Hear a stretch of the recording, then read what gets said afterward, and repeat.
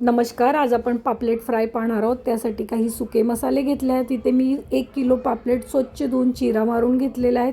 सुक्या मसाल्यांमध्ये घरचा मसाला, मिरची पावडर, बेडगी मिरची पावडर, जिरं पावडर, धणं पावडर, थोडंसं बेसन, हळद आणि मीठ. इथे मी वाटण वाटले आलं, लसूण, कोथिंबीर, पुदिना आणि हिरव्या मिरचीचा एक लिंबाचा रस घेतला आहे. हे सर्व मिश्रणमध्ये आपण वाटण आणि लिंबाचा रस घालून घेऊया. त्याच्यानंतर थोडंसं मस्टर्ड ऑइल घालून राहिलेलं वाटणाचं पाणी घालून याची एक छान अशी पेस्ट बनवून घेऊया. ही पेस्ट झाल्यानंतर सर्व पापलेटला आपण लावून घेऊया. ह्यात केलेले जे पापलेट आहे ते खूप चवीला अप्रतिम लागतात. तर करून पहा एकदा, खूप भारी लागतात. तर अशा चिरांमध्ये आतून बाहेरून छान असा हा मसाला लावून घेऊया.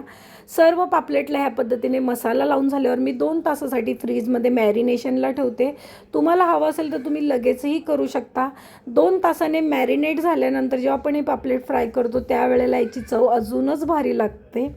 त्यानंतर 2 तासाने मी पापलेट तळण्यासाठी घेतलेलं आहे. इथे मी रवा आणि तांदळाचं पीठ घेतलेलं आहे, जे पूर्ण असं सर्व पापलेटला आपण लावून घेऊया. आणि इथे पॅनमध्ये तेल गरम करायला ठेवलेलं आहे. ह्या पद्धतीने लावून झाल्यानंतर तेलामध्ये आपण मासे सोडूया. मीडियम आचेवर ह्याला तळायचं आहे. गॅसची फ्लेम जास्त मोठी करायची नाही, नाहीतर त्याचा मसाला करपू शकतो. असं झाकण झाकून मीडियम आचेवर एक साईड पूर्ण अशी तळून घेऊया. एक साईड छान अशी तळून झाल्यावर दुसरी साईडही तशीच तळून घेऊ.